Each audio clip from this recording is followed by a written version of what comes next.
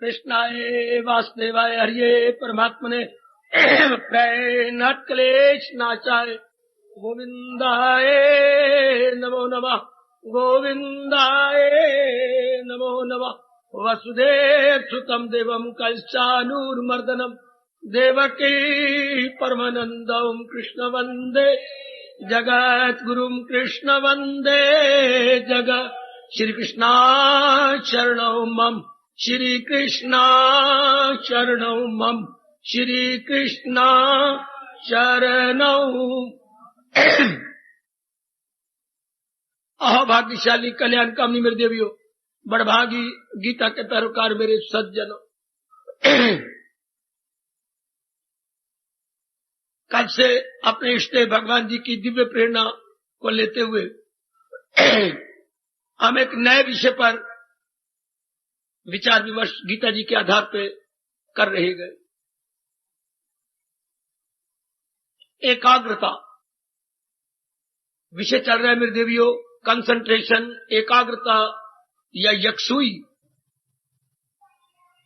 ये विषय भी हमारे सबके बहुत ही काम आएगा, आ रहा है, पर इस पे जब ज्यादा समझ आ जाएगी तो आप इसका ज्यादा लाभ उठा पाएंगे।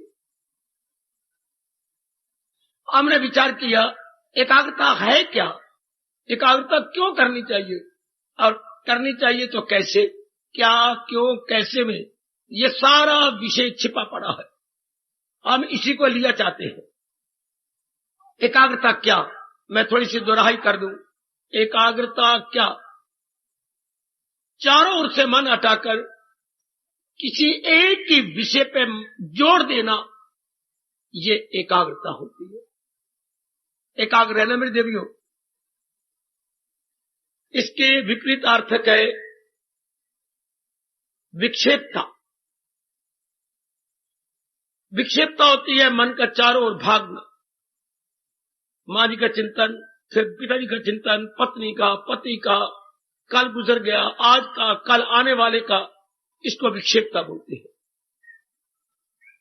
और हम भगवान का चिंतन कर लगे तो भगवान में ही मन गुम हो गया, इधर उधर का चिंतन बंद हो गया। भगवान के जाप में लगने लगे तो मन वही जम गया। इसको हमारे भगवान ने एकाग्रता कहा है। कितना स्पष्ट किया मेरे देवियों, यूं फरमाते हुए, न हो उसको ख्याले दुई से कोई काम। इसका एक शब्द है एकाग्रता। मैं आपको फिर कहूंगा एकाग्र रहना, ये विषय बड़ा सूक्ष्म है, मुझे इसे आसान करते हुए आपको समझा देना है।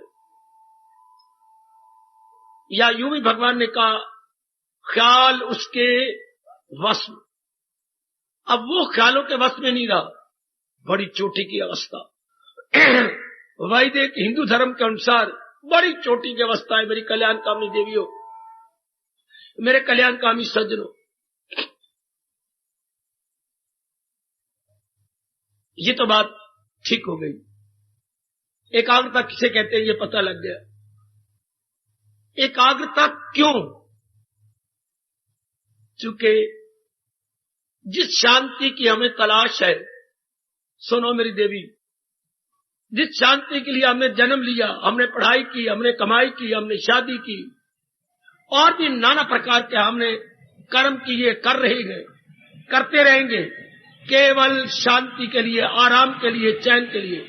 वो एकाग्रता के बिना मिलती नहीं। जब हम बेचैन होते हैं उसका मतलब हमारा मन विक्षेपता में होता है। जब हम चैन पा रहे होते हैं तो हमारा मन टिका हुआ होता है। इसलिए हमारे महर्षि वेद व्यास जी ने फरमाया, टिके हुए मन का नाम सुख है, भटके हुए मन का नाम दुख है। इससे बढ़ के सुख दुख की परिभाषा नहीं हो सकती। ये बड़ी चोटी की परिभाषा है। सुख किसे कहती है? टिका हुआ मन। दुख किसे कहती है? भटका हुआ मन। तो फिर सीधी बात हो गई, हमारा मन टिका ही रहे, ऐसा कोई तरीका है? जरूर। मन को टिकाने के लिए तो तप है, जप है, भजन है, सत्संग है, गीता जी का पाठ है, या जो भी हम धार्मिक क्रियाएं संपन्न करते हैं, केवल मन को ठहराने के लिए। आजकल अंधाधुंध हो रही है, पर थोड़ा सा अगर आप सूझबूझ से करेंगे, भगवान जी के ज्ञान को लेके करेंगे, तो बड़ी जल्दी आप उन्नति कर जाएंगे, बहुत ही जल्दी। तो पता लग गया हमें एकाग्रता क्यों, मन की शांति के लिए। क्योंकि सुख दुख महसूस करने वाला जो फैक्टर है वो माइंड है, फीलिंग फैक्टर माइंड। किसने सुख महसूस करना है, मन ने। दुख कौन महसूस करता है, मन। अच्छा, अब अगर इसी को एकाग्र कर लिया जाए और भटकने ना दिया जाए, कितनी खुशी महसूस करेगा और कितनी जल्दी भक्ति में आगे निकल जाएगा। इस मार्ग में आप बहुत ही एडवांस हो जाएंगी अगर ये तरीका सीख ले कि मन को भटकने नहीं देना। मैं भगवान जी ने इसलिए गीता में अनेकों जगह कहा, सदा मेरा पेहम जिसे ध्यान है, मुझे दिल से अर्जुन भुलाता नहीं, क्यों किसी गैर से दिल लगाता। आपने गीता जी में कई बार पढ़ा पर आप गहराई में नहीं उतरे, तो इतनी बात जान लीजिएगा, कल बड़ा विस्तार कर चुका हूं। एकाग्रता हमारे लिए आवश्यक ही नहीं, अनिवार्य है। जैसे भोजन हमारी जिंदगी के लिए अनिवार्य, जल हमारी जिंदगी के लिए अनिवार्य, या वायु हमारी जिंदगी के लिए अनिवार्य, इस तरह एकाग्रता भी हमारी खुशी के लिए, प्रसन्नता के लिए, हर्षो उल्लास के लिए अनिवार्य।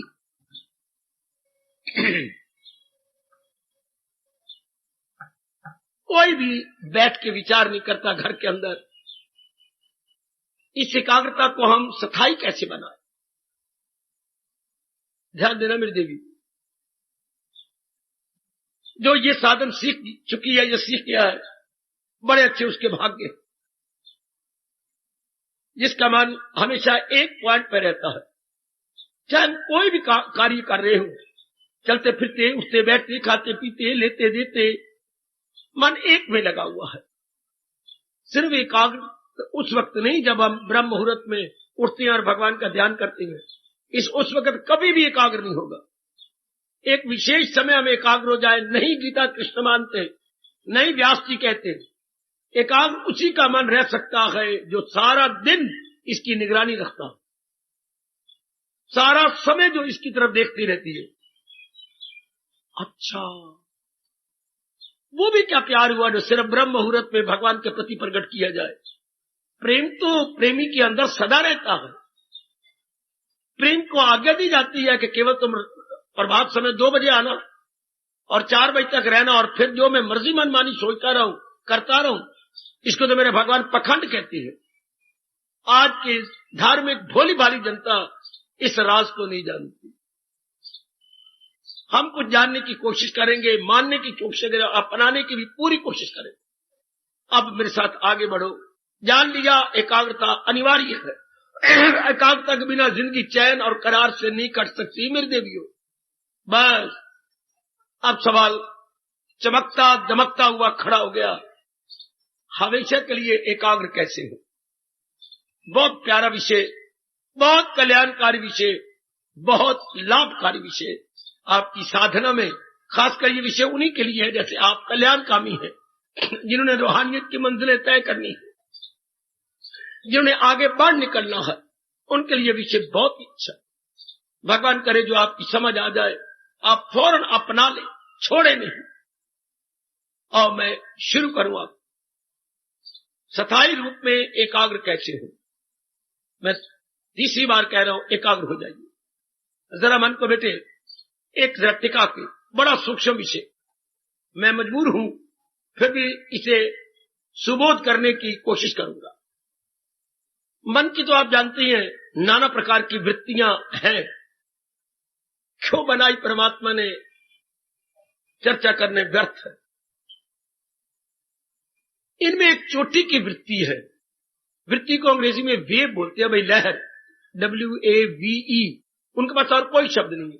वृत्ति मीन्स मन की लहर, वेव ऑफ द माइंड। तो एक जो लहर है, एक जो वृत्ति है, बड़ी कमाल की है। ये शब्द हर एक की जबान पे है, भले इस शब्द का प्रयोग गलत हो गया, दुरुपयोग यानी मिसयूज आपने कर दिया। आज के रजोगुणी तमोगुणियों ने इस शब्द का बहुत ही दुरुपयोग किया, लेकिन यह है बड़ा चोटी का शब्द और मन की वृत्ति है। बाबा क्या है वृत्ति? प्रेम। सजनों दिव्य प्रेम, ये मन की वृत्ति है। इसके उल्टा है द्वेष, सड़ना, कुड़ना, जलना, नाक भाव सुकेड़ते रहना, अंतःकरण को तंदूर की तरह जलाते रहना, खून को तपाते रहना, ब्लड प्रेशर हाई करके एक नई बीमारी छेड़ लेना और जल्दी ना दूर करें द्वेष की भावना, तो फिर बुद्धि पर स्ट्रेन पड़ेगा। और ये जो घर घर बीमारी चल पड़ी है हर एक के, क्या ये जो सब मेरी अनपढ़ी माताएं भी कहती हैं, क्या बड़ी टेंशन है। आखिर में यही द्वेष टेंशन का नया रूप ले लेती है। टेंशन मीन खिंचाव, टेंशन मीन रस्साकशी, टेंशन मीन तनाव। तनाव नारियों पर एक विशेष प्रकार का ओवरबर्डन हम करते हैं। इस विचारों पर वो अंडरस्टैंडिंग ब्रेन जो घोड़े के वाल की तरह बारीक है, इस पर ज्यादा बोझ डाला जाता है। सोच के कोई वे आउट नजर नहीं आता। कोई ऐसा मसला खड़ा कर लेते आप, या कोई समस्या जिसको आप जटिल बना देते हैं, जटिल समस्या का हल नहीं होता, फिर आप इसका बेड़ा गर्क करते हैं। इनकी ये जो बारीक बारीक समझ की नाड़ियां हैं, इससे फिर अगर आपकी किस्मत अच्छी नहीं और आप टेंशन में हैं, तो रात की नींद गई है, दिन की भूख गई है, मन का चैन गया है। अब भी आप दूर नहीं करते तो जीना आपके लिए असंभव हो जाएगा। ऐसी गंदी वृत्ति है टेंशन की बीमारी। डॉक्टरों की के पास कोई गोलियां नहीं, कोई टीके नहीं, कोई टेबलेट नहीं है। डॉक्टरों की दवाइयां, टेबलेट कुछ नहीं कर सकती टेंशन को दूर करने के लिए। ये ऐसी गंदी बीमारी है। पर ये नहीं हम कह सकते कि होपलेस है या असाध्य रोग है जिसका कोई साधन ही नहीं, ऐसी बात नहीं। खैर मेरा ये विषय नहीं। मैं अब करता हूं जो मैंने कहा, हमेशा के लिए एकाग्र कैसे रहे, चाहे हम कहीं भी प्रारब्धवश, मेरे सज्जनों मेरे देवियों चक्कर काटे, भले हम बिजनेसमैन हो, भले हम एक ऑफिसर हो, भले हम टीचर हो, भले प्रोफेसर हो, भले हम कोई और भी धंधा करते हो, क्लरिकल जॉब में काम करती हो, या चार दीवारी में ही हम सेवा करती हो, maybe anywhere according to our प्रारब्ध, हम कहीं भी हो। हाँ, मन अपने में रहे और ये हमेशा रहे। तो आओ भगवान जी क्या फरमाती हैं। अभी मैं आपको हार्दिक प्रार्थना करूंगा, फौरन अपने मन में रख लेना, सिर्फ सुन के हाँ में आने मिलाना, दो आंसू नहीं बहाने मेरी बेटी, बल्कि फौरन मन में उतार दो कि बस ये बात मेरी हो गई। हाय हाय, इसको मैंने नहीं जाने देना। जैसे एक प्रेम शब्द, प्रेम वृत्ति, हाँ, इससे बड़ी जल्दी मन एकाग्र हो जाता है और हमेशा एकाग्र रहता है। वही सुन सुन सुन सुनो मेरे बुजुर्गों, मेरे भाइयों, प्रेम को जूजू हम बढ़ने देंगे तो मन, शैतान मन, बंदर मन अपने आप में रहेगा। ये वृत्ति बड़ी ही अच्छी है, इससे बढ़ के वृत्ति और कोई नहीं हो सकती। That is the best, supreme, unique and matchless way, या मैचलेस वृत्ति। बड़ी महिमा गाई है भगवान जी ने और हमारे भारतीय सभ्यता संस्कृति के परम पिता महर्षि वेद व्यास जी ने। प्रेम, ढाई अक्षर प्रेम के पढ़े सो पंडित हुए। कबीर जी ने इतनी महिमा गाई। पंडित वो नहीं जो चारों वेदों पढ़ा हुआ हो, पंडित वो नहीं जो सारे शास्त्र जानता हो, पंडित वो है जिसने प्रेम की वृत्ति को संभाल के अपने अंतःकरण में रखा हुआ। आज हम पढ़े लिखे तो हैं, we are all educated without love. अब आजकल मेरी बेटी ने लव को ही बदनाम कर डाला। शरीर तक प्यार करे तो अब कहते ये मेरा लव अफेयर है। मैं तो प्यार करता हूं, इसको लव, इसको प्रेम नहीं कहते, इसको तो अटैचमेंट कहती है, मोह कहती है। अगर आप शारीरिक प्यार को प्रेम कहेंगे तो मोह किसको कहेंगे, हैं? अटैचमेंट किसको कहेंगे? ये इसमें तो हमारा स्वार्थ छिपा है। जिसको आप शारीरिक प्यार कहते हैं नर नारी का, या जिसको आप चाहती है तो मैं तो लव अफेयर में हूं, बेटे लव अफेयर में नहीं आओ, इसको लव अफेयर नहीं कहते। ये तो समय बताएगा कि ये कौन सा अफेयर था। प्रेम कुछ और ही है, मैं क्लियर करूंगा। इतनी अच्छी वृत्ति है, अगर समझ जाए तो फिर मन की भटकन बंद। और जरा समझे प्रेम क्या होता है। सुनिए जरा, दिव्य रस का नाम प्रेम है, अलौकिक रस का नाम प्रेम है, एक विशेष प्रकार के उल्लास का नाम प्रेम है। हाँ, लव का नाम प्रेम नहीं, ब्लिस का नाम प्रेम है। अंग्रेजी के पास और कोई शब्द नहीं सिवाय ब्लिस के। लव को का शब्द ब्लिस, क्या, जिससे मन में रस आने लगे और थोड़ी देर के लिए हम अपनी छाती से, अपने शरीर से परे हट जाएं, इसको प्रेम कहती है। मतलब थोड़ी देर के लिए हम अपने आप को भूलने लग जाएं, इसको प्रेम कहती है। वाह, थोड़ी देर के लिए तू भूल जा अपने आप को, मैं नारी हूं या पत्नी हूं या मां हूं, हाँ, और मैं क्या हूं ये भूल जाए और थोड़ा सा तन से परे हटके, हाँ, केवल मन में हम रोटेट कर रहे हो, इसको प्रेम कहती है। जब तक इंसान अपने जिस्म में रहेगा, बॉडी कॉन्शियस में रहेगा, उसे मोह कहती है। भगवान मुझे ताकत दे, मैं ठीक समझा के आपके मन में बिठाऊं। जब मुझे पता हो, हाँ, मेरा ये नाम है, मैं फलां का लड़का हूं, मैं बिजनेसमैन हूं, मेरे बाल बच्चे गए, तो फिर इसको मोह कहेंगे। ये अवस्था बॉडी कॉन्शियस की है, ये अवस्था देह अध्यास की है। मुझे अपने शरीर के ज्ञान में जब प्यार हो तो उसको प्यार नहीं कहते, उसे मोह कहते हैं। इस मोह में स्वार्थ होता है, इस मोह में मैं कुछ अपना उल्लू सीधा करना चाहता हूं। अच्छा, दोस्त दोस्त में प्यार नहीं होता, मोह होता है, उसमें स्वार्थ होता है। खैर बड़ी दूर की बात है, मैं ज्यादा नहीं जाऊंगा ताकि मैं अपने विषय से इर्द गिर्द न जाऊं, कुछ समझाता जाऊं। तो प्रेम, दिव्य रस का नाम प्रेम है। दिव्य रस, एक रस होते लौकिक रस। मां जी ने मुझे चूम लिया, आलिंगन किया, मुझे कुछ रस आया। पिताजी ने मेरी फरमाइश पूरी की और मुझे बगल यानी आलिंगन किया, मुझे रस आया। ये है क्या, लौकिक रस। थोड़ी देर आया फिर चला गया।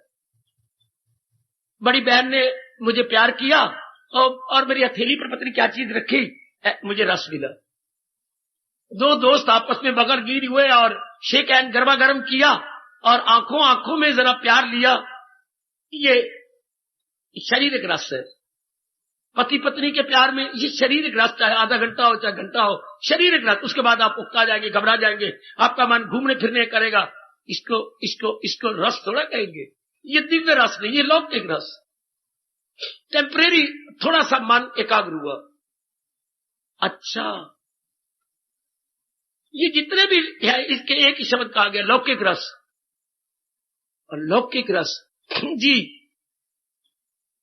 दिव्य रस क्या होता है? दिव्य रस किसी से नहीं लिया जाता। लौकिक रस किसी के द्वारा मिलता है। एकाग्र है ना, लौकिक रस किसी के द्वारा मिलेगा, पिताजी से, मां जी से, बहनों से, भाइयों से। मैं पास हो गया, मैं अच्छे नंबर ले गई, मुझे नौकरी मिल गई, मैं जहां चाहती थी मेरी शादी हो गई, किसी के द्वारा। हाँ, यू गेट द लोकल रस बाय मीन्स ऑफ। अच्छा, बुरी बात नहीं, अच्छी बात है। किसी के द्वारा बेटा आपका पैदा हो गया, तो गोदी आपकी हरी भरी हो गई, अब आप चूमती हैं, चाटती हैं, दूध पिलाती हैं, एटसेट्रा, आपको बड़ी खुशी मिलती है। लेकिन किसी के द्वारा, भगवान ने कहा ये सारे अकल के अंधे हैं। हाय, जब आप इस द्वारा किसी के द्वारा रस ले रहे हैं, सुनो सुनो सुनो, आपको बहुत कल्याणकारी बातें अपने भगवान की बताऊं और अपना कर्तव्य पूरा करूं। जब हम किसी के द्वारा रस ले रहे होते हैं, हाँ, हम बड़े मूर्ख बन रहे होते हैं। क्यों? हम दुख को अनजाने रूप में निमंत्रण दे रहे। मेरे रब्बा, मेरे रब्बा, और सुनो नेक जीवो, ओ नेक मेरी देवियों, अनजाने रूप में हम दुख को बुला रहे हैं, अननोइंगली है वो inviting displeasure, sorrows, miseries, disturbance, complications है। इसलिए आज की 99% जनता दुखी है। वो किसी के द्वारा खुश है, किसी के द्वारा, हाँ मुझे अच्छी, मैं बहुत पास हो गया है, मुझे डिग्रियां मिल गई, डिग्रियों के द्वारा इतने से कागज के टुकड़े ने मुझे खुशी दे रखी है, सर्टिफिकेट ने मुझे खुशी, देख देख देख मैं एमए पीएचडी हो गया, मुझे डिग्री मिल गई, देख, हाँ बड़ी अच्छी, बहुत पढ़ गया तू, हाँ now I am getting not happiness but pleasure. फिर मुझे नौकरी मिल गई, अब नौकरी से, कुर्सी से कुछ दो चार नौकर हो गए, कहना मान इनसे, फिर मेरी शादी हो गई, फिर हम आपस में प्लेयर लेने लगे, ये किसी के द्वारा, फिर बच्चा हो गया, बच्ची के द्वारा, फिर धन हो गया, बैंक बैलेंस हो गया, अपनी कॉपी खोल के देखता हूं, ये धन के द्वारा। हाँ, लोग मान करती हैं, इज्जत करती हैं, उससे मैं अमृत के घूंट भरता हूं, किसी के द्वारा। बुरी बात ना होती अगर रब ने इस नियम ना बनाया होता। क्या? जब इंसान चार कान से खुश सुनना, एक आग रोके मेरी देवियों, जब हम किसी के द्वारा खुशी ले रहे होते हैं, हाँ, तो जिसके द्वारा खुशी ले रही है, ये वातावरण सदा नहीं बन सकेगा। क्यों? परिवर्तन हो जाएगा, या परमात्मा इसमें परिवर्तन ना लाता। तो हमें डिग्री से हमेशा खुशी मिलती, धन से मिलती, पत्नी से मिलती, पति से मिलती, बच्चों से मिलती, इज्जत से मिलती, लेकिन इसमें परिवर्तन हो जाएगा। प्रकृति का यह अटल नियम है, ये मां ने बताना था, ये पिताजी ने बताना था, ये हमारे प्रोक्तों ने बताना था, ये सब्जेक्ट अनिवार्य रूप से यूनिवर्सिटी में होना चाहिए था। नो जाए विदाउट अलाय, इन मां के पुत्रों ने कहावतें बना रखी हैं, लेकिन हमारी बुद्धि में नहीं बिठाते कि संसार की कोई ऐसी खुशी नहीं जिसके पीछे गम ना आ रहा हो। अलाय कहती है मिक्सचर, अलाय कहती है मिलावट है। संसार की कोई ऐसी खुशी नहीं जिसके पीछे गम ना आए। संसार में कोई ऐसी बसंत नहीं आती जिसके पीछे पतझड़ ना आ रही हो। मेरी रब्बा ओए, जैसे आप दरवाजे बंद करती हैं, एक दरवाजे को किया, दूसरा दरवाजा साथ आ रहा है, तो अब तो कुंडी लगेगी, बोल्ट करेंगे आप। दरवाजे दो पार्ट होते हैं, एक आपने आगे किया, ये दूसरा भी साथ आया। सुख पहले आता है, दुख बाद में आ जाता है। एंड व्हाट इज दुख? क्या मन की भटकन? मैंने अभी बताया था, मन की भटकन का नाम दुख है। हाँ, तो मन कब भटकेगा? जिस तरीके से मैं शांति पिताजी से, माताजी से, जिस एटमोस्फियर में, जिन एनवायरमेंट में, जिन सराउंडिंग्स में, जिस मन के स्तर में मेरी माँ जी का ये स्तर है, तभी मुझे खुशी मिली। मेरे पिताजी का ये मन का स्टैंडर्ड है, मेरी पत्नी के मन का स्टैंडर्ड ये है, पतिदेव जी के मन का स्तर ये है। उर्दू वाले मय्यार कहेंगे, उनके दिल का मय्यार इस प्रकार का है, और आपके दिल का मय्यार भी उनके बिल्कुल बराबर है। What you wonder? आपका मय्यार जिससे आप खुशी ले रहे हैं, उनका मय्यार बिल्कुल बराबर। जैसे वो रेलवे लाइन पैरेलल जा रही है। देखो भगवान कृष्ण क्या चोटी का उपदेश देते हैं। हर हम भारत में उत्पन्न होते हुए उनके उपदेश से वंचित रहे, उनकी फिलॉसफी से, उनके मनोविज्ञान से हमें वंचित रखा गया।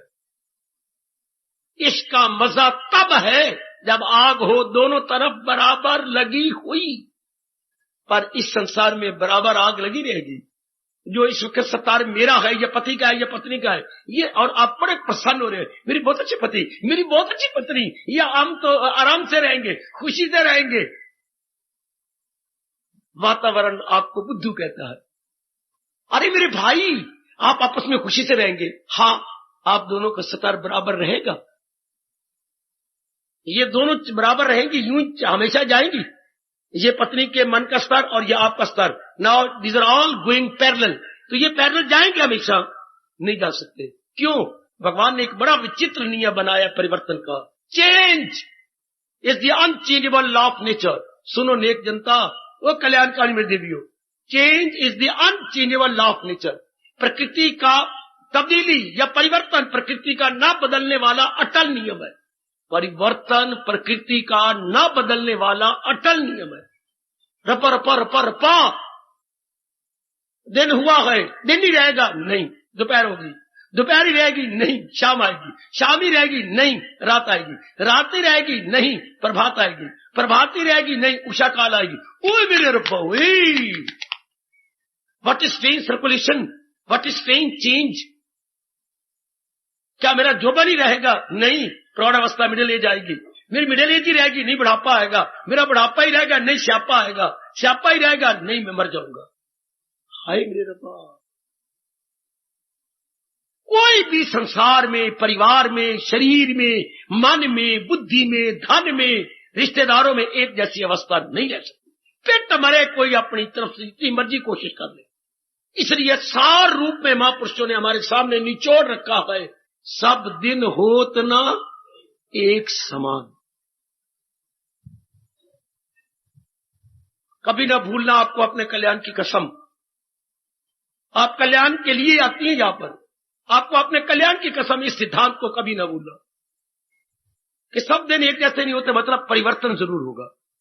भगवान ने सृष्टि को परिवर्तन के ऊपर रख के बनाया है, परिवर्तन पे रख के बनाया। बड़ी कोशिश की है आजकल के साइंटिस्ट ने कि देयर शुड बी नो परिवर्तन एट ऑल। अगर परिवर्तन नहीं होता तो विकास बंद। ओए मेरे रब्बा, एक बीज में परिवर्तन हुआ तो उससे कोंपल निकली, कोंपल में परिवर्तन हुआ तो उससे इतना मोटा तना निकला, तने में परिवर्तन हुआ तो उसमें शाखाएं निकली, शाखाओं में परिवर्तन हुआ तो उससे पैर शाखाएं सब ब्रांचेज हुई, उनमें पत्ते लगे, बूर लगे, है पत्ते लगे, बिचे बूर लग गए, हाँ फूल लग गए, फल लग गए, फल मोटा होने लगा, मोटे फल में रस पड़ गया, मेरे रब्बा, और रस वाला फल गिर गया, गिर के हमने टुकड़े किए, उसमें अगणित बीज थे जो हमने एक बीज धरती के गर्भ में छिपाया था। अब एक एक फल में अगणित बीज है। अगर आप उसका यूज करती है वेल एंड गुड, नहीं तो वो सड़ जाएगा, गल जाएगा।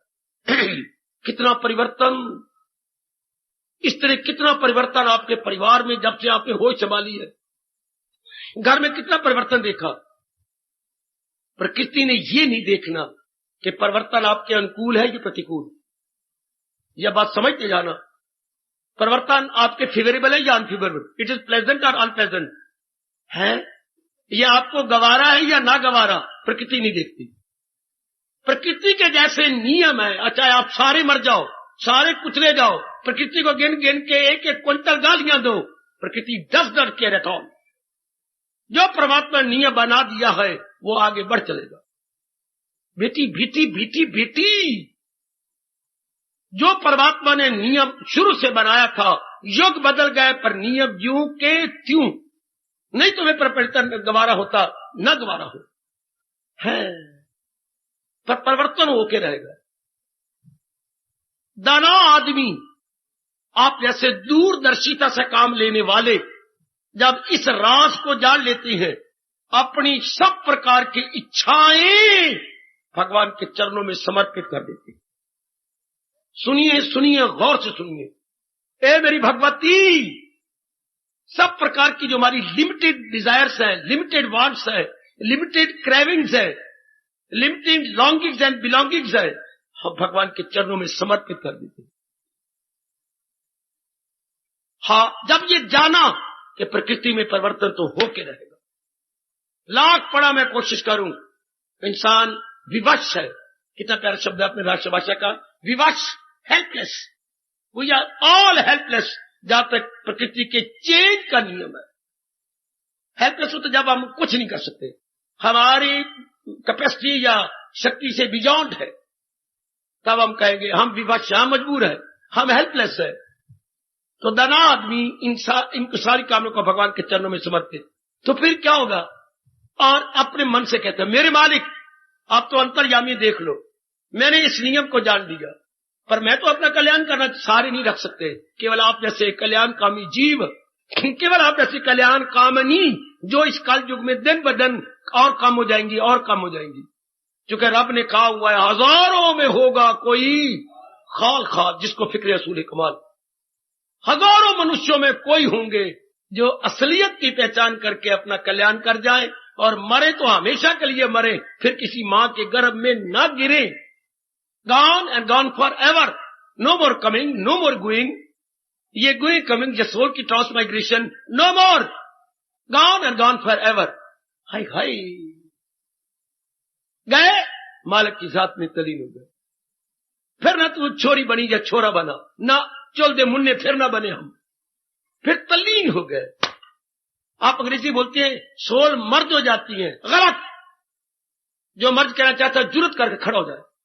सोल मर्द नहीं होती, सोल सब्लिमेट होती है। चगले मार बैठते हो, अपने अनुभव तो होता कोई नहीं। हाँ मर्ज होती है, वो भी आगे कहेगा गुग्गू, हाँ मर्ज होती है। अरे मर्ज जो होता है जैसे गोता मारा पानी में, फिर आप वैसे के वैसे निकल आए चोटी से, सिर से चोटी तक। और सब्लिमेट होता है जैसे खांड की गुड़िया पानी में घुल गई, निकलेगी बाहर। पानी में डिजॉल्व हो जाना, ये सब्लिमेशन है। और पानी में डाइव करना, गोता मार के फिर निकला, फिर तेरी गुतड़ी, तो फिर तेरी चुन्नी, तो फिर तेरी सलवार, तो फिर तेरी कमीज, और फिर ये शक्ल, ये सारी कुछ बाहर निकल आया। ये क्या था? मर्ज हुआ है। ये तो मर्ज हो, मर्ज बिल्कुल कुछ और है। वैद्य धर्म ये नहीं कहता तुम मर्ज हो जाओगे, तुम सब्लिमेट हो जाओगे। पहुंचकर जहां से not, this is nothing but sublimation, एक में को जाना। जैसे गंगा एक में को जाती है सागर में। अब आप समझ जाइए, जैसे गंगा एक में हो गई संगम पर, जहां गंगा और सागर का संगम हो रहा है, तो वहां क्या हो रहा है? गंगा अपने आप को मिटाई जा रही है। गंगा अपना मीठा पानी का गुण भी भूल गई, उसका खारीपना ले लिया, अपने आप को तलीन कर दिया। क्यों? गंगा कहती है परम पिता, मैं तेरे से ही निकली थी, तेरे से ही बुखारात बने थे, बुखारात बन के बादल बन गए थे। यही बादल अपने पहाड़ों पे बरसे थे, और पहाड़ों पर ये बर्फ, पानी जम के बर्फ बन गई थी। फिर सूर्य देवता जी ने बर्फ को पिघलाया, और फिर प्रपात, पानी के प्रपात या फॉल, वाटरफॉल्स जगह जगह पहाड़ों में बने, और वो धरती पर गिरे, और वो एक नदी की शक्ल ले गए, जिसको हमने गंगा कहा। वो एक गंगा बहती रहती, फिर सागर में गई, और सागर में एक में गई। जीव कितना धक्के खाता है। अगर कभी समय निकालकर आप इन राजों पर सोचे तो, अगर मेरी बेटियां इधर थोड़ा खा के भरे पेट से नहीं सोच सकेंगे, जरा ये तोंदू जो है ना कम भरा हुआ हो, जरा पीछे घुसा हुआ हो, तब सोचने का मजा आता है। आप भर पेट सोए खा लेंगे तो आपको नींद आ जाएगी, सुस्ती आ जाएगी। जब भी सोच रहा हो जरा आधा भोजन किया हुआ हो, फिर बड़ा मजा आएगा आपको सोचने का। या सेब और दूध पी करके सोचा करें, बहुत मजा आएगा। Light dish high thinking, light dish high thinking, high high. अब आप बड़ा चोटी का सोचेंगे। अच्छा, ऐसी राजों पर सोचे जिसको मेरे भगवान कहते हैं ये गीता क्या है? रॉयल नॉलेज, रॉयल सीक्रेट, ये राज विद्या, राजगुह्य योग है। सोचा करें इसके ऊपर, गहराई में उतरे। अच्छा, तो परिवर्तन तो भी संसार में हो ही रहा। अभी थोड़ी देर पहले आप देखें पतझड़, अब देखिए दरख्त कितने मुस्कुरा रहे, हरियाली कितनी सुंदर, कितनी अच्छी हरियाली, हरी चादर आपके धरती के नीचे ऊपर बिछी पड़ी है। और ये थोड़े दिनों की बात है, थोड़े दिन खुश हो लोगे, फिर तब्दीली आएगी, पतझड़ आएगी। दाना आदमी इसलिए अपने आप को भगवान के अर्पण कर देता है, मतलब अपनी सारी वासना कामना भगवान के अर्पण। तो बाबा आप जिंदगी कैसे काटेगा? सुनो, अपने आप को सौंप दिया, आप सौंप के मन बुद्धि वचन से झुका दिया। जब हम हिंदू लोग घुटने टेक के सिर झुका के यूं प्रणाम करते हैं या दंडवत प्रणाम करते हैं, उसका मतलब ही समझ लो, हे प्रभु ये सिर आपके चरणों में समर्पित। तय तो अपनी कामना इच्छाएं समर्पित कर दी, फिर ये सिर, इसमें जो भी इरादा होगा आपका, फिर छाती लगी धरती के साथ, इस मन में जो भी विचार होंगे आपके, और ये सारे शरीर के सब अंग प्रत्यंग धरती पे लग रही हैं। महाराज जी अंग प्रत्यंग आपके लिए ही काम करेगा। हाय, ये हो गया क्या? पूर्ण समर्पण, कंप्लीट डेडिकेशन है। प्रेम में होता ही यही है। शादी के बाद सारा दहेज नहीं दे दिया श्रीमान को, और जो बैंक बैलेंस तू ले गई है पता नहीं 1.25 लाख जो कमाती रही है, तेरे माँ बाप ने खर्च नहीं किया, तेने दे दिया, ये आप संभालो। है इतना कमाया तूने जी, देख लीजिए आप, सारा दहेज 1.5 लाख का दहेज दिया, पति जी को दिया, बैंक बैलेंस पति को दिया, और जरा भी कोई बुरी नजर से देखता था तो तुम कितनी गालियां देती थी, और अपना सारा शरीर एड़ी से चोटी तक इस पराई मां के पराये पुत्र को सौंप दिया। क्यों? प्रेम की रीत यही, अपने आप को समर्पित कर दिया। ये भगवान ने बनाया ही ऐसा है, सृष्टि ऐसी चल रही है, वरना 1 घंटा भी सृष्टि नहीं चल सकती अगर हम अपने आप को समर्पित न करें तो। पहले पिताजी के समर्पित किया, कभी मां जी के समर्पित हुए, कभी बड़े भैया के समर्पित हुए, कभी दफ्तरों में अपने इमीडिएट बॉस के समर्पित हुए, मेरे रब्बा हुए, कभी मेरी बेटियां अपने पति के समर्पित हुई, कभी आप बुजुर्ग होकर अपने बच्चों के समर्पित हुए। What a wonder! कभी हम भक्ति में लगे तो इष्ट देव को अपने आप को समर्पित कर दिया, और सब कुछ उनका समझ करके उन्हीं के लिए जिंदा रहने लगे, अपनी कोई कामना नहीं, जो वो करे मैं खुशी प्रभु, जो आप बना रहे मेरे मालिक मेरे इष्ट देव मैं बड़ी प्रसन्न, अपनी कोई कामना नहीं, अपनी कोई इच्छा नहीं। ऐसी जीव बड़ी जल्दी मन को एकाग्र करते हुए भगवान की जात में समा जाते, पर जो वासना कामना रख करके किसी के द्वारा खुशी ले रहे थे, पिटेंगे बुरी तरह, चूंकि एक जैसे नहीं रहेंगे दो, चूंकि भाई मीम साहब हम खुशी ले रहे थे, उसमें परिवर्तन आएगा या आप में परिवर्तन आएगा, गिले शिकवे शिकायत, अब तो मेरी परवाह ही नहीं करती, पर मैं क्या करूं, बच्चे आप ही का है, मुझे सारा काफी समय तो बच्चों को देना पड़ता है। पति को शिकवा है पत्नी के साथ, चूंकि पत्नी ज्यादा टाइम आपको नहीं देती, पर मरे क्या, वो उसके बच्चे, आपने बेवकूफी की, छोटे छोटे बच्चे पैदा कर लिए, इनमें 5-6 साल का वक्फा होना चाहिए था, आपने उसमें वक्फा 1.5 साल का रखा है, एक उसकी इस जांग पर है, एक उसकी छाती के साथ है, मरे आप क्या करें? हाय मेरे रब्बा, अब टाइम कहां दे? अब गिले शिकवे शिकायत, फिर ज्यादा टाइम देने से ओवरबर्डन, बीमारी लग जाएगी, आपको बीमारी लगेगी, इस तरह परिवर्तन तो हो के रहेगा। फिर क्या हुआ? 4 दिन की चांदनी, फिर अंधेरी रात है। किसी के द्वारा जो हमने खुशी ली, हमने दुखों को बुला लिया। मां जी इतनी सेवा कर रही थी, मां जी गए हैं, हाँ, पिताजी कितनी सेवा कर रहे थे, अचानक एक्सीडेंट हो जाएगा, या ब्लड प्रेशर हाई हो जाएगा, या हार्ट ट्रबल हो जाएगी। मेरी रब्बा, रब को कहो ये नियम क्यों बनाया? ताल्लुक से पैदा जो उसी से प्रगट हो आखिर में। मैंने तो आपको गीता के सिद्धांत प्रकट कर देने हैं कि अगर आप किसी के द्वारा आप शांति ले रहे हैं, हाँ, बड़ी जल्दी परिवर्तन होगा, फिर आप रोना पड़ेगा। और अगर जो भगवान अपने आप को समर्पित करके महाराज जी से खुशी ले रहा है, वो सदा ही शांत रहे, क्योंकि भगवान में परिवर्तन होना नहीं, उसको अंदर ही अंदर दिव्य रस मिलना है, उसे अंदर ही अंदर अभ्यास करते रहना है, जाप करते रहना है, भजन करते रहना है, इन अदर वर्ल्ड अंतर्मुखी होते रहना है। हाँ, तो वो बढ़ता रहेगा, बढ़ता रहेगा, बढ़ता रहेगा, मालिक के नजदीक पहुंचता रहेगा, रस बढ़ता रहेगा। हाय कितनी खुशी मिलेगी जिसका वर्णन किसी से भी नहीं हो सका, ना हो सकेगा। ये कितना पॉइंट है गजब का कि मैं अपनी खुशी का केंद्र भगवान को बनाऊं, इन प्राणी पदार्थों को नहीं तो मैं अपने भविष्य को ब्राइट की जगह बिल्कुल ही डार्क कर लूंगा। कौन इतनी पढ़ी लिखी हो, इतना कमाती हो तुम, लेकिन ये राज की बात नहीं जानी। सारे रो रहे हैं, कुआरी भी रो रही है, हाँ, ब्याह भी रो रही है, और रंडी भी रो रही है, सारे। फिर खुश कौन होगा? कुआरे भी शिकवे से भरे पड़े गए, ब्याह हुए तो शिकवों का अंत कोई नहीं। हाँ, और जो रंडे हो गए, जिनकी घरवाली मर गई, वो भी रोई जा रही है। सेकंड मैरिज नहीं होती, सेकंड मैरिज नहीं होती, सेकंड मैरिज। फर्स्ट मैरिज ने तुझे तृप्ति नहीं दी, सेकंड मैरिज तुझे तृप्ति देगी। वो इंद्रानी की लड़की होगी तेरे पास आने वाली है। कितना भूल भलैया, कितना धोखा है, कितना जबरदस्त धोखा। इसी अज्ञानता के आधार पर सृष्टि चल रही है।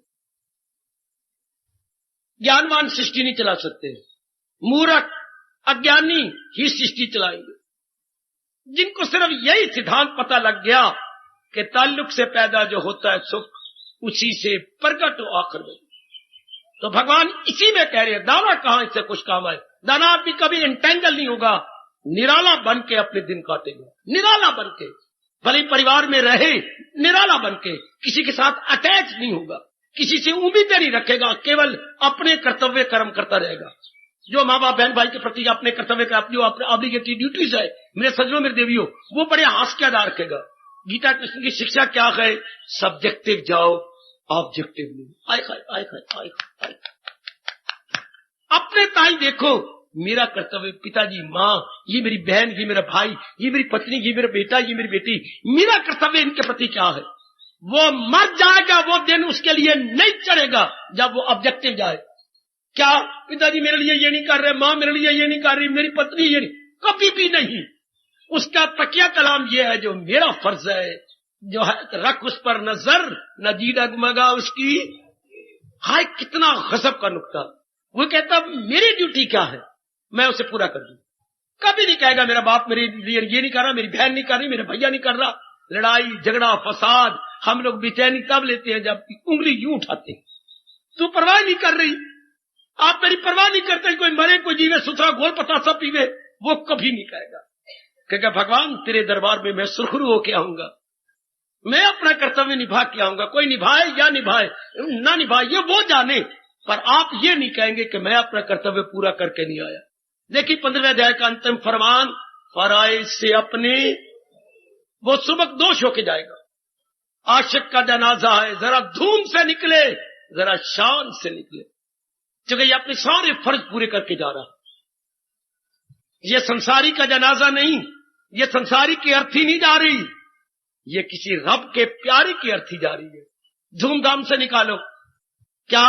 हाँ, ये तो बिल्कुल साफ होके जा रहा है। मेरी छोटी सी अकल के अनुसार क्या जो हम कफन सफेद रखती हैं हर एक के ऊपर, नहीं बाजो। सफेद कफन के लेने का अधिकारी वही है जो सारे फर्ज पूरे करके सफेद होके मरा, उसके ऊपर सफेद कफन डालना चाहिए है जी। बाकी पर तो काला कफन डालना चाहिए। आप कहें काले तो मुसलमान डालते हैं, वो छोड़ो पर उन बात को। जो अपनी कामना लेके मर रही हैं, वास्ता लेके मर रही हैं, मोह लेके मर रही हैं, वो सफेद कफन लेके मरने वाले नहीं है। हाय मेरा हिंदुस्तान पुकार पुकार के कहता है, जा रहा हो आखिरी वक्त जब इस जहां से, जा रहा हो आखिरी वक्त जब इस जहां से, सुनिए कफन के साथ लिपटी हुई कोई आरज़ू न हो। इसके ऊपर तो धोबी धुला हुआ सफेद कपड़ा, सफेद कफन डाल दो।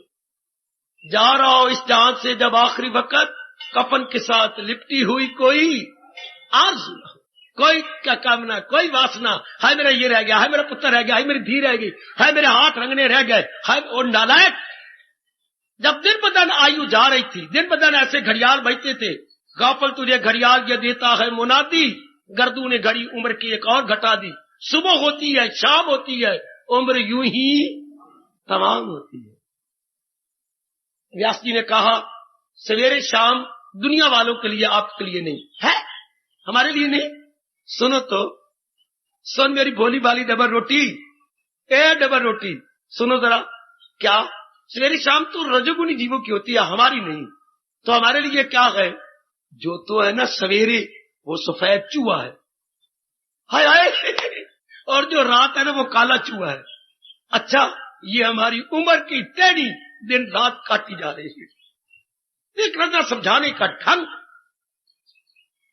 दिन में सफेद चूहा हमारी उम्र घटाता है, फिर वो थक जाता है तो काला चूहा बिल में से निकल आता है, रात आ गई, अब वो रात को हमारी उम्र घटाएगा।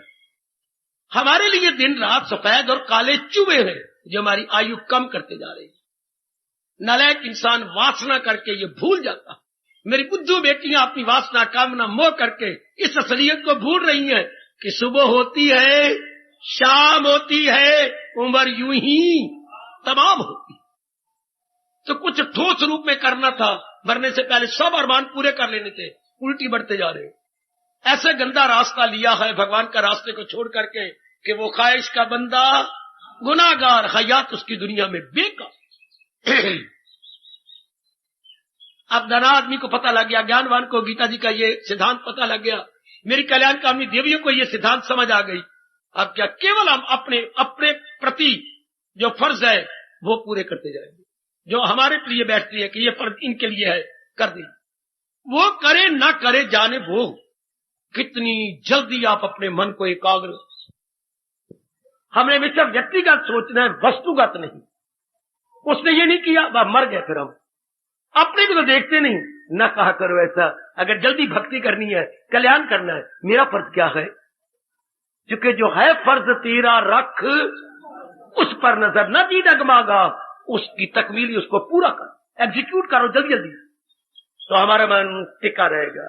हमने किसी का भरोसा नहीं लिया, हमने केवल अपने भगवान, अपने इष्ट देव का भरोसा लिया।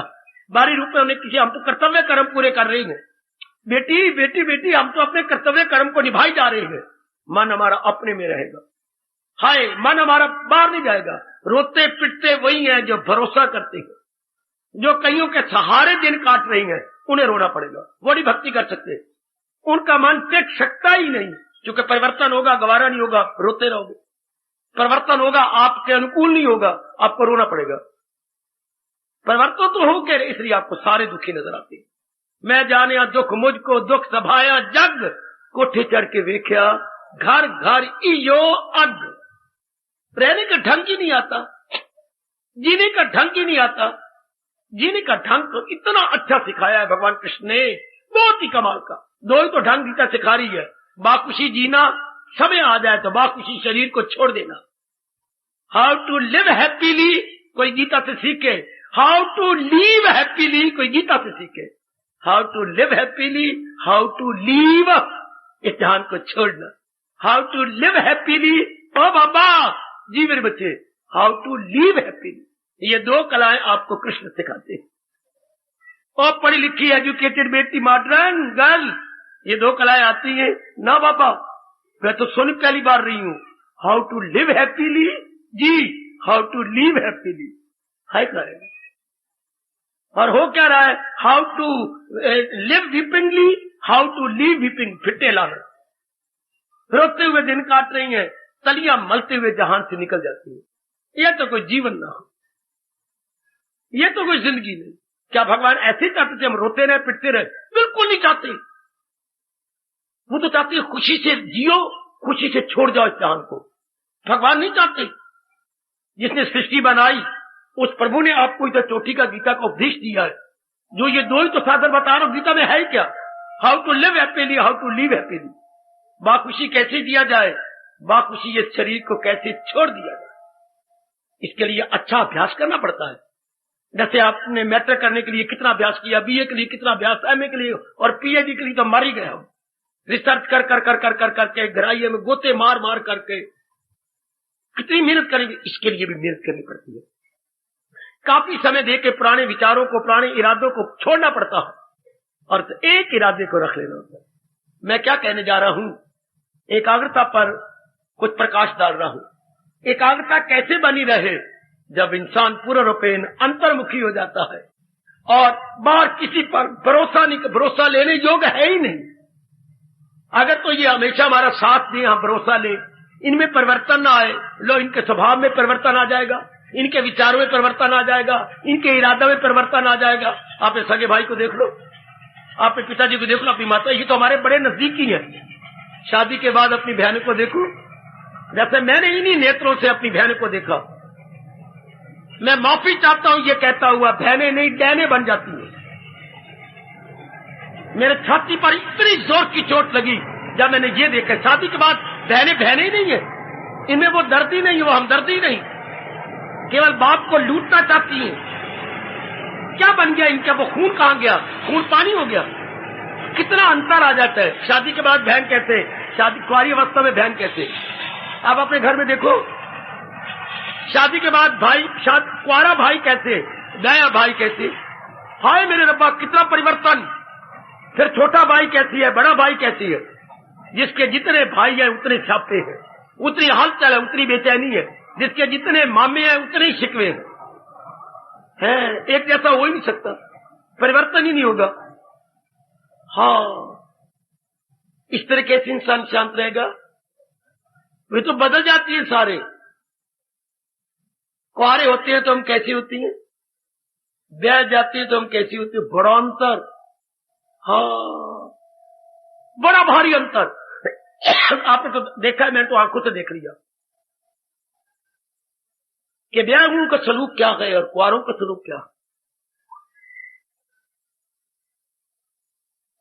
कितना अंतर, कैसे गवारा करोगे? इसलिए कोई आपको शांत नजर नहीं आएगा, अशांत सुख सहारे ले रखेंगे। जबकि कृष्ण कहती है सहारा किसी का न ले एक पल। और हम तो मनमानी कर रहे हैं, हम तो भगवान के अनुसार जुट ही नहीं रहे। इसलिए कैसे शांत रह सकता है? अगर संसार के सहारे लेके रहोगे, सहारे में परिवर्तन आएगा, परिवर्तन नहीं गवारा होगा, लो फिर रोते रहो, रोते रहो मेरे बच्चे, फिर चिल्लाते रहो। पिताजी के सिर छूटने के बाद कितनी हलचल आपके परिवार में मची, ससुर जी के चले जाने के बाद कितनी हलचल मची, बंटवारा होने में कितनी हलचल, कितनी बेचैनी। तो अगर हम चाहती हैं क्या हमारा मन भटके नहीं, स्थायी रूप में एकाग्र रहे, तो लाजमी तौर पर भगवान का सहारा लेना पड़ेगा। मैं आजकल पढ़े लिखे को समझाता रहता हूं, कईयों को समझ आ जाती है, कईयों की बदकिस्मती मानते भी हैं, क्योंकि संसार के सहारे तो परिवर्तन वाले गए। परेशान कैसे रहोगे? है तो ठीक, पर एक गल अपराई नहीं जाती, खाओ धक्के से। अगर हम नहीं हम खाओ तो धक्के, धक्के खा के सीखोगे। सुरखुरता है इंसान ठोकरें खाने के बाद रंग लाती है वो मेहंदी पत्थर पे पिस जाने के बाद। खाओ धक्के से। आप जैसे धक्के ना खाएं, आप जैसे मेरी माताएं, मेरी कल्याणकारी देवियां अब और धक्के ना खाएं।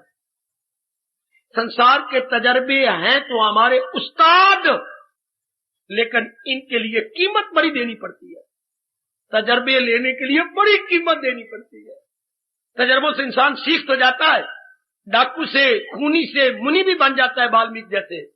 पिंगला वेश्या से वो एक चोटी की भक्तिमती भी बन जाती है। नास्तिक विवेकानंद चोटी का इंटरनेशनल महात्मा भी बन जाता है, पर कीमत कितनी देनी पड़ती है। तजर्बे है तो हमारे टीचर, पर इनकी फीस बहुत देनी पड़ती है, बहुत ही बड़ी भारी फीस है। तो हम कहते हैं तजर्बे से हम बहुत सीखती हैं, पर तजर्बे लेने के लिए कीमत कितनी, फीस कितनी देनी पड़ती है। जो बन गया, सुख गया, आराम गया, आपस में प्यार गया, फिर तजर्बा हुआ। बकरी ने दूध दिया, मेंगने डाल डाल के दिया, क्या दूध लिया हमने। तजर्बे तो हुए, पर धक्के खा खा के, जलील होके, बर्बाद होके, तब आई समझ जब बसर हो गई। कभी कहता है हमें तब समझ आई जब जिंदगी खत्म हो गई। हाय, तब आई समझ जब बसर हो गई, जब जिंदगी खत्म हो गई। तब क्या, तो दिन गए। और जिनका जीवन है, भगवान के इस उपदेश का लाभ उठा लो, सहारा नहीं लेना। अपना कर्तव्य, कितना चोटी का उपदेश है, अब भगवान जी का अपना कर्तव्य पूरा करना है। जो हम समझते हैं मेरी माँ जी मेरा कर्तव्य है, ये ना कहे उनका कर्तव्य है, फिर तो या मार खा लोगे, फिर बच्ची तो थप्पड़ खा लेगी, फिर तो दुख भी 3 प्रकार के, शारीरिक, मानसिक और सामाजिक, 3 प्रकार के दुख आपको पकड़ लेंगे। जबकि मेरा कर्तव्य क्या है, इसके प्रति, उसके प्रति, बस फिर क्या होगा, मन अपने में रहेगा, मन अपने में रहेगा, बाहर नहीं जाएगा। दृष्टांत देते हुए हमारे महापुरुष कहती हैं 2 प्रकार के शस्त्र होते हैं, एक शस्त्र होती है, एक अस्त्र होती है। हाँ बाबा, इन दोनों में अंतर क्या है, मैं बताता हूं बेटे। 2 प्रकार के औजार होते हैं, वेपन्स, देयर आर 2 काइंड्स, एक अस्त्र, एक शस्त्र। शस्त्र तलवार की तरह होते हैं, जो हाथ में लेके वार करना पड़ता है, तलवार की तरह। और शस्त्र, अस्त्र भाले की तरह होते हैं, जो हाथ की ताकत से फेंकने पड़ते हैं। हाय हाय हाय हाय हाय, जैसे भाला हाथ में है, आपने अपने हाथ से फेंक लिया, जाके वार करेगा। लेकिन शस्त्र इतना नुकसान नहीं करता जितना अस्त्र। अगर अस्त्र अपने जगह पर न लगा तो वही अस्त्र आपके ऊपर भी वार कर जाएगा, उसी अस्त्र से वो आपका सिर भी काट देगा या आपको बड़ा भारी जख्म पहुंचा देगा। है हाँ, अगर हम अपने हाथ में अपने आप को रखेंगे, अपने मन को, तो अनेकों का फायदा पहुंचा देंगे। अगर हम दूसरों पर भरोसा करेंगे तो अस्त्र की तरह जख्मी होते रहे। न भूलना मेरी देवियों, 2 प्रकार के औजार होती हैं, एक तलवार की तरह अपने हाथ में रखकर, और एक भाला की तरह वार करना, दूर से वार देना। हाँ, फिर दूर से वार को जरूरत तो रहेगी सिर पे लगे, वो तो भगवान राम के तीर थे, रामबाण, जहां का निशाना बनाया वही तीर लगा और निशाना बन के उसको खत्म करता वापस आ गया। हम वो तो नहीं, हमारे पास कोई इतनी ताकत नहीं, हमारे अचूक मान नहीं है, अचूक अस्तर नहीं होंगे, अचूक जो चूके नहीं, हमारे चूक भी जाएंगे तो हम खुद मार खा लेंगे। इसलिए अपनी तरफ देखें हम, ऐसा इंसान अपने आप में रह के अपनी भक्ति बढ़ा लेगा, है अनेकों को लाभ पहुंचा देगा। तो दोनों तरीके हो गए, तन काम में मन रहे, जब लोक भी बनता गया परलोक भी बनता गया। अगर इंसान अंतर्मुखी होकर अपना कर्तव्य पूरा करे तो अंतर मन तो अंतर में गए, परलोक बन गया, और बाहर अपने कर्तव्य कर रहा है, लोक बन गया। इस पॉइंट को पकड़ लेना, कितना शानदार वैदिक धर्म है जो आपको at the same time in the same life दोनों लोक बना देता है, लोक और परलोक। परलोक के लिए अलग नहीं तप करना पड़ेगा, वो परलोक अंदर ही अंदर बनता जाएगा, इधर आपका लोक बन रहा। बुढ़ापे के लिए आपको अलग नहीं करना पड़ेगा, आपकी जो कमाई आती है हर महीने आप 500 रुपया बैंक पे दे आती है, और ये आप मल्टीप्लाई करता जाएगा, बुढ़ापे में आपके काम आ जाएगा। आपका यदि मन अंदर में रहे, किसी पर भरोसा न करें, उम्मीद न करें, कोई स्वार्थ किसी से न रखें, केवल अपने कर्तव्य को देखते जाएं, हाँ अब आपका मन शांत है, अब आपका मन एकाग्र रहेगा। विषय चला हुआ है क्या, एक कंसंट्रेशन का, एकाग्रता का। इंसान अगर अंतर्मुखी रहना सीख जाए, उसका मन चलते फिरते उठते बैठते हर समय एकाग्र रहेगा। एकाग्र मन निर्बल हो जाता है, निर्बल मन सदा भक्ति के काबिल है। इस नुक्ते को पकड़ लेना। मैं बहुत लाभ उठा रहा हूं, परमात्मा करे मेरे से भी ज्यादा लाभ आप उठाए, क्योंकि अब मैं आपके लिए बैठा हुआ हूं। ज्यादा लाभ उठा लो मेरी बेटी इस बात को कि मैंने किसी का भरोसा नहीं देना, चाहे मेरी माँ है, बाप है, पति है, पत्नी है, अपनी ओर से मैं दिलो जान से सेवा करूंगी, लेकिन डिपेंड करके नहीं है, डिपेंड करके नहीं, कर्तव्य समझ के। इससे आपका मन हमेशा एकाग्र। परिवर्तन तो होगा पर आपने सहारा ही नहीं लिया। अरे परिवर्तन तो नहीं रुकेगा पर आपने सहारा नहीं लिया, तो रोग क्यों, आप पे बेचैनी क्यों होगी। पिटते तो हम तब है जब हम उन पे भरोसे लेते हैं, उनका सहारा लेते हैं, तब हम मरेंगे, तब हम गिरेंगे। हाँ, उसकी छत बड़ी भारी खतरनाक है। हाँ, जिसके जो है ना छतीर दीमक से खाया जा रहा है, और नीचे उन्होंने पिलर दे रखे हैं लकड़ी के। हाँ, तो ये पिलर पता नहीं किस वक्त गिर जाए। माना कि वो छतीर नहीं गिरेगा क्योंकि नीचे पिलर दे रखे हैं, लेकिन पिलर किसी वक्त गिरे, छत सारी गिर जाएगी। जिन्होंने अपनी जिंदगी के नीचे अनेकों के पिलर दे रखे हैं, उनका जीवन इसी काम का। ये मेरे गुरुदेव ने समझाया था मुझे। आप लोगों ने कितने पिलर नीचे दे रखे हैं, पिता का माँ का सहारा, पत्नी का, पति का सहारा, इज्जत का सहारा, नीचे पिलर अपनी लाइफ रूपी छत के नीचे कितने सहारे गए, और इनमें हलचल मचनी, बस इंसान शांत रह नहीं सकता। थोड़े जीव ऐसी हैं जिन्होंने लिंटर डाल रखे हैं, हाय हाय हाय हाय हाय, न पिलर है, ना कोई छतीर है, ना गल्डर है, जो है लिंटल अपने आप में खड़ा होता है। लिंटर में मोटे मोटे सरिये पड़ती हैं, सख्त तेज सीमट पड़ता है, बजरी पड़ती है, ये सारे एक मेक हो जाती है। जब कुछ दिन हम उसे कालब बनाई रखती है और 14-15 दिन के बाद जब हम खोलती है तो वो सारा एक मेक नीचे से कालब छुड़वा लेती, नीचे सहारे तोड़ देती है, और वो छत अपने आप में टिक जाती है। वाह, आपका वैदिक धर्म आपको अपने सहारे खड़ा करता है, आपको गीता का उपदेश आपको अपने सहारे खड़ा कर देता। आप अपने आप में रहती हैं, अपने भगवान के सहारे रहती हैं, हमेशा शांत, हमेशा आनंदित। नहीं तो रब ने लानत मारी है जो भगवान का सहारा छोड़कर इन टूटने वालों के सहारे लेती हैं। ये पहले गए अमृत, फिर जहर है, रजोगुण मुसर्रत की एक लहर। ये शुरू में तो रस देंगे, लेकिन बाद में आपको बड़ा दुख होगा। देख लीजिए, बाद में आपको कष्ट होता है इन्हीं से। तो जिसका जो चाहते मेरा मन हमेशा एकाग्र रहे, सिवाय भगवान के वो सहारा किसी का न। सुन ले मेरी देवी, आप मानो ना मानो, पर हम तो अपना के बड़ा ही सुख पा रहे हैं। हम सिर्फ पढ़ने वाले नहीं, केवल बक बक करने वाले, सुनाने वाले नहीं, हम भी सदके के बकरे बनकर भगवान की वाणी को अपनाने में एड़ी चोटी का जोर लगा देते। मैं वो वक्ता नहीं हूं, स्पीकर नहीं हूं, लेक्चरर नहीं हूं जो बक बक करके चला गया। भगवान की वाणी को अपनाने में जितनी मेरे से बन सकता है, मेरे भगवान साक्षी हैं, पूरी कोशिश कर रहा हूं। जितनी ताकत मुझे भगवान दे रहे हैं, उस ताकत का सदुपयोग करता हुआ अपनाता हूं। तभी मुझे आपको समझाने में कुछ मजा आता है, वरना मैं इतना लंबा समय आपको कभी ना समझाता 40 साल, अगर मैं खुद अपनी लाइफ प्रैक्टिकल ना बनाने वाला होता। आप इस तरह बना के देखो, बहुत ही शांत हो जाओगे, बड़ी जल्दी आपका परलोक बनने लग जाएगा, बहुत जल्दी मेरी देवियों आप परलोक बना लेंगे। मजाक नहीं किया भगवान ने हमें जन्म देके। आप अपने आप से पूछोगे भगवान ने रोने के लिए पैदा किया? जब आपको जन्म देने वाला पिता नहीं चाहता मेरे पुत्र रोए, मेरी धी रोए, तो परम पिता कैसे चाहती है कि मेरी सृष्टि में मेरे द्वारा भेजे गए जीव रोए, मेरे जैसों को सिर खा लो, बोलने ना दिया करो। हम जो बोलने आए हैं, भगवान की वाणी समझाए गए, ये राज की बातें आपको समझाने आए। क्या भगवान चाहता है मैं हम रोते रहे? बिल्कुल नहीं। तो फिर सारे रो रही हैं, भगवान के बनाए हुए रास्ते को छोड़ेगी। एक ही जवाब कृष्ण देता है कि जो मैंने बताया वो क्यों छोड़ दिया? खुद गीता में कहती है इसी तरह दुनिया का ये दौर इसी तरह चलेगा। भगवान कहते हैं मेरे बच्चों, तुम इस तरह बुद्धि को, मन को, तन को और कार्यों को चलाते जाओ, तुम लोक बना लोगे, परलोक बना लोगे। और यदि इस राह से हट के ले रहा और वो ख्वाहिश का बंदा गुनाहगार हयात उसकी दुनिया देखा, उसकी जिंदगी तबाह हो जाएगी अगर भगवान के रास्ते को छोड़ दिए। अब आज के नास्तिक नर नारी बन गई हैं, न भगवान को मानती हैं, न उनके बताए हुए उपदेश को मानते हैं। खाए धक्के, क्या भगवान का बिगड़ रहा है? क्या उनका उपदेश बिगड़ रहा है? हमारा ही बिगड़ रहा है। हम ही मरे जा रहे हैं, हम ही तबाह हो रहे हैं।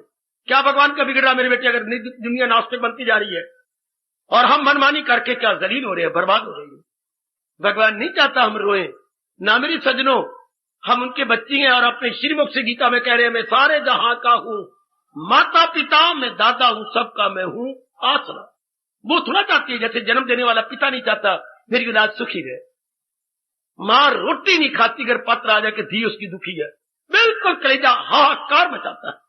लाख हम मिलते करें, मां थोड़ा सा रोटी मेरी तो नहीं खाई जाती, मुंह में डालती हूं बाहर आ जाती है, मेरी धी दुखी है। अरे पा शादी भी हो गई, सब कुछ दे भी दिया, पर इतने थे हमारे वक्त पे शायद पता नहीं 1 पैसे का कार्ड आता था शायद, अगर मेरी बुद्धि काम करती है 1 पैसे का कार्ड मां जी को हिला देता। बस जरी इतना मां मुझे भेज, किसी को मुझे बुला ले, मैं बहुत दुखी हूं। ओए होए, नींद नहीं आनी, बार बार उठ के पिताजी को उठाना, सो गए हो? तानी तो नींद आती है, मुझे नहीं आती ना, फिर उठ के मुन्नी को लेके आओ, मैं जाऊंगा, अब तो सो जा, तो मुझे नींद ही नहीं आती। मां ने आंगन में चक्कर काटते रहना। ये क्या बना रखा है रब ने? ये माँ बाप नहीं चाहता, ये माँ बाप नहीं चाहता। हाँ, जरा सा किसी ने बता दिया आपके बेटे को मास्टर जी ने मारा है, पिताजी घर से सारे काम छोड़ के स्कूल में पहुंचे और पढ़ते हुए कोई इशारा किया, बाहर आया, मुझे पता लगा तुझे मास्टर ने मारा है। मुझे हाँ, क्यों? एक सवाल मेरे से नहीं हुआ था, 5 सवाल मिलते हैं घर के लिए। फिर क्या किया? बेशक मार लिया करे, पर ये पेंसिल हमारे वक्त देखो किसी बुरी सजा होती थी, इनमें पेंसिलें देखी तो पेंसिल को दबाते थे, वो चीखें निकलती थी हमारी, किसी का न करना। मास्टर 4-5 पेंसिलें रखते थे, उनका नाम था मास्टर वसंता राम जी, भगवान उनको मेरा भी तप दे दे। वो यू पेंसिल रखनी, यू पेंसिल, और फिर पेंसिल दबाते फिर चीखें निकलेंगी। तो हम लोग 2-2 दिन अपने हाथों को दबाते रहते थे, 2-2 दिन। तो बाप को पता लगा कि मास्टर ने मारा, तो बाप को चैन नहीं पड़ी। मैं जाऊं, हाथ पर उंगलियां दिखा, भाई ये धसी पड़ी है पेंसिलें। खैर क्या हुआ, छोड़ो पड़ी बात को। बाद में पिताजी ने क्या किया, उनको चैन ही नहीं पड़ती कि उनकी औलाद दुखी है। परम पिता को भी चैन नहीं पड़ती कि हम दुखी, उनको जरा नहीं चैन पड़ती। फिर मैं तो एक बात आपको बार बार आखिरी श्वास तक भी कह के जाऊंगा, अगर मेरा एक भी श्वास बाकी रहेगा पूछेंगे, मैं यही कहूंगा जो भगवान ने कहा है अपना लो। बस मैं अब भी कह रहा हूं, तब भी कहूंगा, आखिरी वक्त भी यही कहूंगा कि जो प्रभु ने कहा है उसमें मेरा, आपका, सबका कल्याण। अगर इसको छोड़ती है तो हमारी तबाही ही तबाही है। खुद भगवान कहते हैं ये दुनिया है उसकी, इससे बढ़ के रब क्या कहे, इससे बढ़ के आपका प्यारा कृष्ण क्या कहे, आपके इष्ट देव अवतारी भगवान क्या कहे कि वो इस दुनिया में भी दुखी होगा, अगले जन्म में भी दुखी होगा। मन एकाग्र कैसे रहे? भगवान के उपदेश को अपनाकर अंतर्मुखी होने से, अर्थात संसार में रहे पर संसार का सहारा लेके न रहे, चूंकि मैंने बताया दलील के साथ भगवान को उपदेश है। क्यों? चूंकि इनमें परिवर्तन आ जाता है। तुझे दुख की दुनिया ही फानी है, ये अनित्य है और दुखदायी है। हाँ, इनमें परिवर्तन आता फिर बड़ी मौज थी। पर देख लो, माँ में परिवर्तन, पिताजी में परिवर्तन, अपने घर में लो, अड़ोस पड़ोस को छोड़ो, शादी के बाद आपके मन में परिवर्तन है। शादी के बाद सगे भाई में परिवर्तन, बिल्कुल सब परिवर्तन ही परिवर्तन परिवर्तन। वो परिवर्तन ही गवारा होता हमसे। बस बेचैनी, पर मन में बेचैन। अगर मन न बेचैन हो तो दुख कहती किसी है, ये पता ही नहीं लगता हमें। मन जब अपने तवाज़ुन खो जाता है, इसको दुख कहती है। तो गीता कृष्ण ये तरीका बताती है कि घटनाएं तो घटे लेकिन हमारे पर असर न हो। वाह मेरे कृष्ण वाह! सर्दी आए पर हमारे पे असर न हो, कोई बीमार हो पर हमारे पे असर न हो, कोई कल दिन जिंदगी का पूरे हो गए मर गया, हमारे पे असर न हो। वो इंसान असर जिसपे इनका असर न हो, वो कैसे? जब भगवान का ज्ञान अपनाया हुआ हो। सर्दी जोर की चले, मैं कल कह रहा था, पर हमें हमारे दांत न बजे। कब? जब 3-4 कपड़े हमने गर्म पहन रखे हो। शीतलहर तो चलेगी पर हमारे में कंपी नहीं होगी। मेरे सजनों, मेरे देवियों, जब 3-4 कपड़े हमने पहन रखे हो गर्म, इससे जब भगवान के ज्ञान को हमने अंदर रखा हुआ और भगवान के हाई थिंकर को जब हमने रखा होगा, गर्म कपड़े मेरे अटैची में पड़े गए। हाँ, ध्यान देना। और मुझे सर्दी लगेगी जरूर, ये मेरे स्वामी ने, मेरे गुरु ने समझाया। मैंने पहने हो तब तो सर्दी नहीं लगेगी ना। हाँ, मैंने शास्त्र पढ़ लिए हैं और वो मेरे अलमीरा में पड़े हैं, लेकिन मैंने गढ़े नहीं, फिर तो दुख आएगा ना। कपड़े अटैची में पड़े हैं, मैंने पहने नहीं, सर्दी लगेगी ना। हाँ, शास्त्र पढ़ लिया लेकिन अपनाया नहीं, तो दुख आएगा ना। मेरा तवाज़ुन खराब कितने गजब का दृष्टांत है। कपड़े पहनेगी तब भी सर्दी नहीं लगेगी ना। हाँ, क्या अटैची में रखते कपड़े गरम, फिर में हम कांपेंगे। सिर्फ एक बार 2 बार गीता जी पढ़ ली और पढ़ के यूं रख दी। पढ़ तो ली पर मैंने ये नहीं कहा, मैंने गढ़ भी ली। मैंने इसे अपने जीवन में ट्रांसलेट किया या नहीं? नो। तब दुख मुझे हिलाएगा, दुख झकझोरेगा। तब गीता का दोष नहीं, ना गीता के कृष्ण का दोष है, मेरा दोष है कि मैंने इसको अपनाया नहीं। पिताजी ने गर्म कपड़े सिला दिए, 3-4 हजार रुपया लगाया, पर मैं नलायक ने अटैची में रख के गोलियां बीच में रखी या फिनाइल दी, इस्तेमाल नहीं करता। Well, I am to be blamed, not my father, not my parents. I am to be blamed. कसूरवार तो मैं हो गया ना। I am guilty, not my father. तो परम पिता गिल्टी नहीं है, हम गिल्टी हैं जो उनके उपदेश को अपने जीवन में उतारते हैं। बड़ी जल्दी ले लो, आपका मन एकाग्र रहेगा। हम बार मुखी नहीं होंगे, बार तो परिवर्तन हो जाएगा, बार तो तब्दीली हो जाएगी। ये याद रखो, मैं आपको ये कह के भेज रहा हूं, रहो जहां भी भगवान ने रखा, बहुत ही अच्छे हो।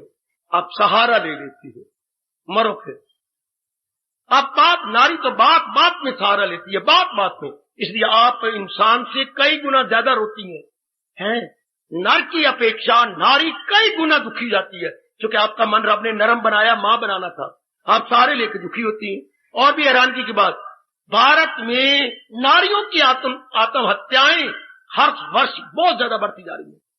आपकी आत्महत्या बहुत कम है इनके मुकाबले में। क्यों? इनसे गवारा ही नहीं होती। ये इतना ज्यादा मन लगा बैठती है, यहां तहां वहां, उनमें होता है परिवर्तन। परिवर्तन गवारा नहीं होता। हम जी कर क्या करेंगे जब दिल ही टूट गया? फिर जिंदगी रखने का दिल ही नहीं करता। शाने बनो, आप कल्याण चाहते हैं। जितनी भी आने वाली मेरी देवियां हैं, सब चाहती हैं हम कल्याण करके रहे और जाना है जहान से, कल्याण करके मर जाए, न कि फिर गर्भ में गिरे, फिर छोरा छोरी बने या स्त्री पुरुष बने ना। हम जाएं तो फिर भगवान के अनुसार रहो। भगवान ने सारे तरीके बताए, सब समझाया है अपने महाराज जी ने अपनी वाणी में। मेरे जैसों से समझ लो, फौरन अपना लो। 4 दिन आराम से कटोगे और कल्याण करके जाओगे। अब विषय चला हुआ एकाग्रता का, मन एकाग्र रहे, किसी का सहारा न लो। क्यों?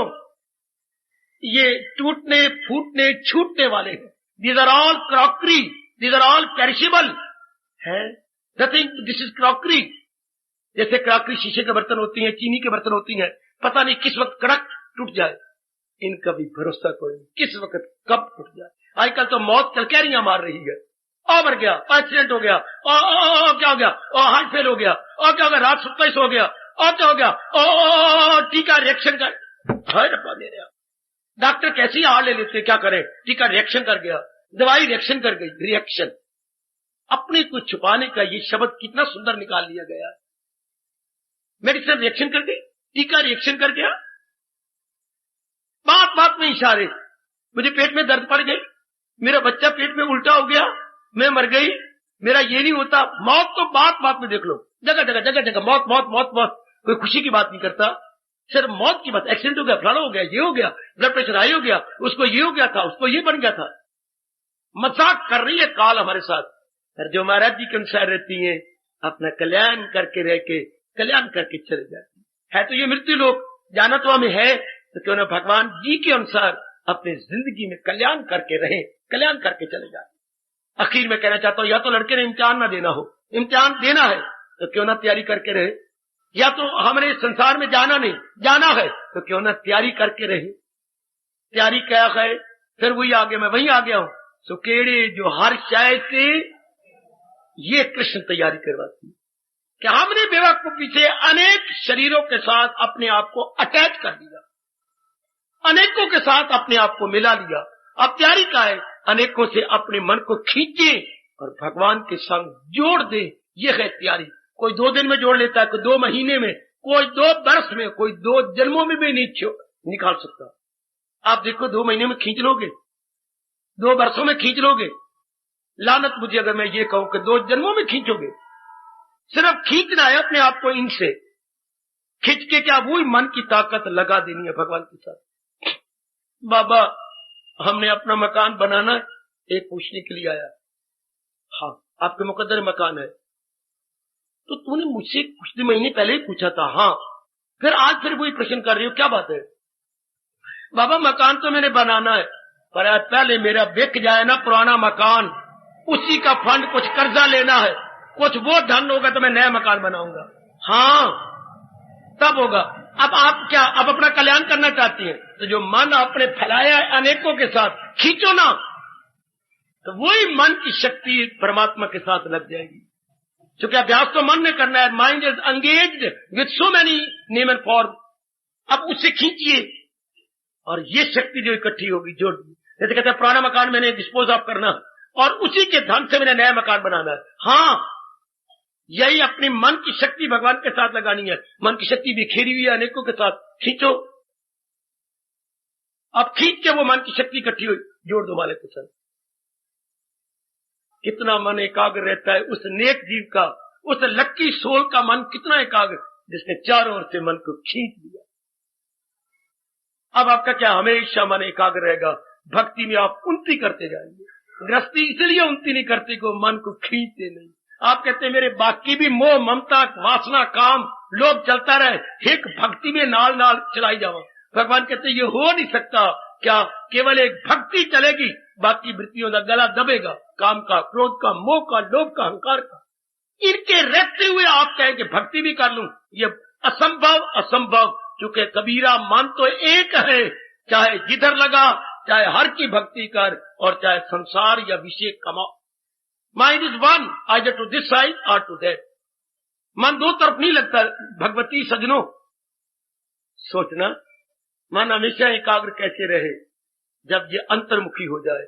अंतर्मुखी कैसी हो, जब ये बाहर के सहारे छोड़ दे। बाहर के सहारे क्यों छोड़े जाए? क्योंकि इनमें परिवर्तन हो जाएगा और ये हमें रुलाएगा, पिटाएगा, दुख देगा। इसलिए दाना आदमी व्यवहार तो करता है पर इनका इतबार नहीं करता, इनमें अपने आप को फंसाता नहीं। अगर आप अपना कल्याण चाहती हैं, मन को एकाग्र रखिए। अब विषय चल रहा है, एकाग्र कैसे रखें? सदा के लिए हमारा मन एकाग्र कैसे हो? एकाग्रता क्या है आपको बताया गया। एकाग्रता क्यों करनी चाहिए बता, एकाग्रता कैसे रहे, इस पर प्रकाश डालने की गीता के उपदेश के आधार पर पूरी कोशिश की जा रही है। और मुझे पूरी उम्मीद है आप कल्याणकामी है, समझ के अपनाते चले जाएंगे और अपना कल्याण करेंगे। हार्दिक धन्यवाद, हार्दिक आशीर्वाद।